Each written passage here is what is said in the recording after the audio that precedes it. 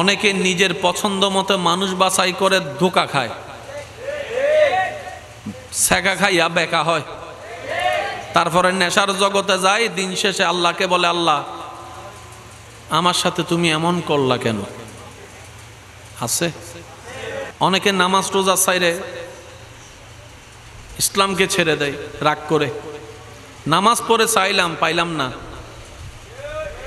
আছে আছে। একটা কথা মনে রাখবেন, এটা একদম মাথায় এবং মনে বসায় রাখেন কথাটা। ইসলামকে যখনই যারা যেভাবে ভুল বুঝেছে, মনে রাখবেন ভুলটা আসলে ওনার মধ্যে ছিল, বুঝার মধ্যে। ইসলামের মধ্যে বিন্দু পরিমাণ কোনো ভুল। আর ইসলাম এমন একটা কমপ্লিট ধর্ম যেখানে ছোট্ট ছোট্ট ডট বিন্দুর মতো জ্ঞান পর্যন্ত আল্লাহ কোরআন হাদিসের মাধ্যমে বান্দাদের কাছে জানাই দিয়েছেন, পৌঁছায় দিয়েছেন। সুবহানাল্লাহ। রিজিকের মালিক জোরে বলেন, হায়াতের মালিক, মওতের মালিক, এখানে কেউ ইন্টারফেয়ার করতে পারবে? সেজন্য আমরা অসুস্থ হলে যেই ডাক্তারখানায় যাই, যে বড় বড় ডাক্তারদের সংস্পর্শে যাই, শরণাপন্ন হই, ওনারা ওনাদের মতো চিকিৎসা করতে করতে যখন দেখা যায় আউট অফ কন্ট্রোলের মধ্যে চলে গিয়েছে রুগী, তখন ওনারা বলতে বাধ্য হয় সৃষ্টিকর্তাকে স্মরণ করেন, আল্লাহকে ডাকতে থাকেন, আল্লাহর কাছে বলতে থাকেন। কেন? কারণ সেই ডাক্তারও জানে হায়াত আমার পক্ষে দেওয়া সম্ভবপর নয়। রব যদি হায়াত দেয়, সারা শরীর ক্ষত বিক্ষত হওয়ার পরও নিঃশ্বাস চলতে থাকবে। আর রব যদি হায়াত না দেয়, কোনো কারণ ছাড়াই নিঃশ্বাস বন্ধ হয়ে যাবে। কথা বলেন ঠিক কিনা? এটা বড় বড় ডাক্তাররাও জানে। এখানে আপনার আমার ইন্টারফেয়ার করার, নাক গলানোর কোনো সুযোগ, বলে না, কোনো সুযোগ। হিংসা করে, প্ল্যানিং করে, এই করে সেই করে, কারো রিজিক থেকে এক বস্তা নয়, একটা চাউলও আপনি আমি কমাতে পারবো?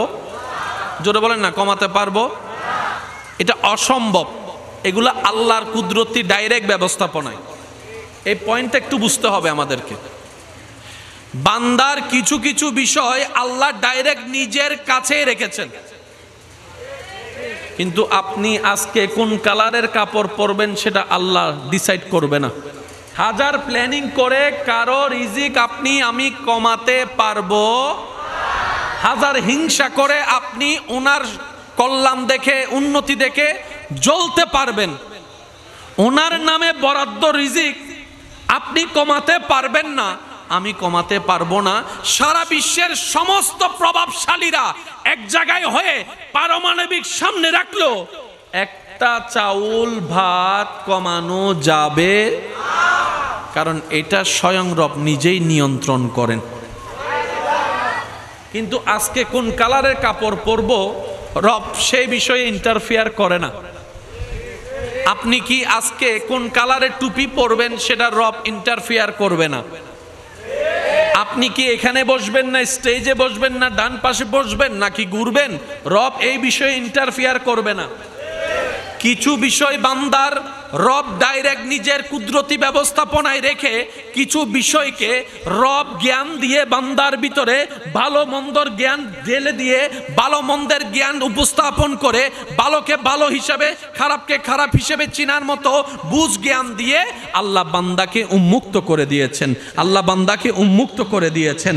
আল্লাহ তাআলা হালাল ব্যবসার কথাও জানান দিয়েছেন, সুদের কথাও জানান দিয়েছেন। আপনি যদি হালালের মধ্যে যান, আপনি যদি ঘুষের মধ্যে যান, এটা আপনার আমার ব্যক্তিগত ব্যাপার, রব্বুল আলামিন ইন্টারফেয়ার করবে না।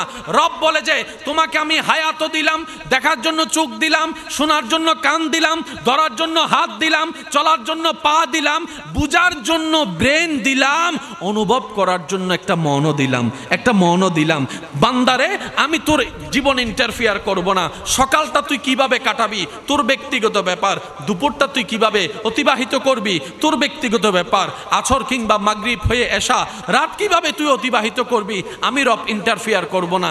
তবে আমি তোকে নবীর মাধ্যমে জানাই দিলাম, ব্যবসাটা যদি সুন্নত মোতাবেক করস, টাকায় টাকা হবে, ইনকামে ইনকাম হবে, বরকতে বরকত হবে, সওয়াবে সওয়াব হয়ে যাবে। বলেন না সুবহানাল্লাহ। মূলত আল্লাহ কারো উপর জুলুম করে না, মূলত আল্লাহ কারো উপর জুলুম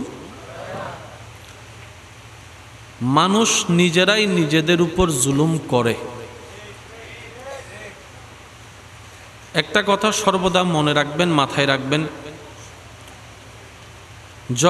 যখন যে কোনো পরিস্থিতিতেই যাই আমাদের পারিপার্শ্বিক ভিতরে বাহিরে ঘটে, বেশিরভাগ বিষয়ের জন্য আমরা নিজেরাই নিজেদের অপরাধের জন্য দায়ী।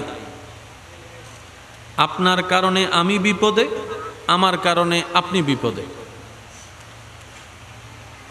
যত অশান্তি, যত ঝামেলা, সব কিছুর মূলে কিন্তু আমরা নিজেরাই দায়ী। যেমন এই পৃথিবীতে অক্সিজেনের জন্য যত পরিমাণ গাছের দরকার, রব তার চাইতে বেশি দান করেছেন। আর একটু জোরে। তাহলে এখন কেন শব্দটা আসে গাছ লাগান, পরিবেশ বাঁচান? দরকার কেন হলো? দেখা যাচ্ছে দিন দিন আমরাই আমাদের প্রয়োজনে অপ্রয়োজনে আমরাই গাছ কাটা শুরু করেছি। একটু আওয়াজ দিতে হবে। গাছ আমরা নিজেরাই কাটছি। যেই নদীমাতৃক দেশ আমাদের বাংলাদেশ, নদীর বেহাল দশা হওয়ার পিছনেও কারণ, একটু আওয়াজ দেন কষ্ট যদি না হয়। নদীর বেহাল দশা হওয়ার পিছনে কারণ আমরা।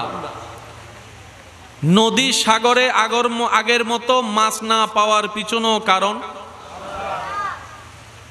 বাংলাদেশ মাছ জগতের মধ্যে সবচাইতে সুস্বাদু এবং আকর্ষণীয় যে ইলিশ মাছ, সেই ইলিশ মাছের প্রাণকেন্দ্র বাংলাদেশ। কিন্তু আমরা বাঙালিরা হয়ে, বাংলাদেশি হয়ে, ভালো করে যেখানে প্রত্যেকটা ঘরে ঘরে অন্তত ৩-৪টা করে ইলিশ মাছ থাকার কথা ছিল, আমরাই ইলিশ মাছ খেতেই পাচ্ছি না। প্রায় সময় আপনারা শুনবেন বিভিন্ন প্রজ্ঞাপনে এই সময় থেকে এই সময় পর্যন্ত মাছ ধরা নিষেধ।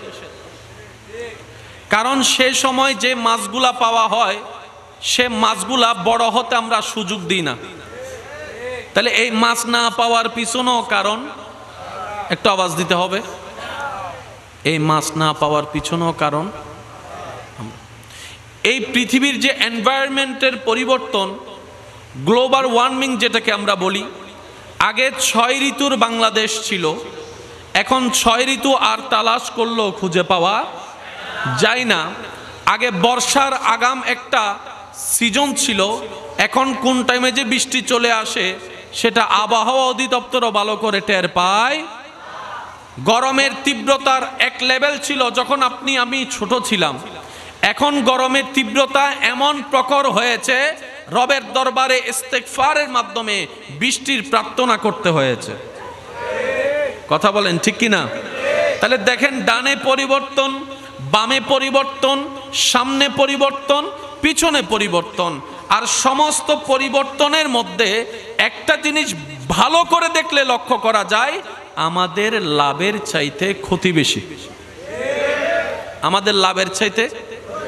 যখন ইন্টারনেট ছিল না, যখন ফেসবুকের এই প্রসেসিং ছিল না, যখন এই মোবাইলের অ্যান্ড্রয়েড ছিল না, তখন অন্তত 4 জন ভাই বন্ধু, চাচতো ভাই, জ্যাঠতো ভাই মিলে, বন্ধুরা মিলে এক জায়গায় বসে কিছুক্ষণ সময় অন্তত বিকালবেলা পার করত।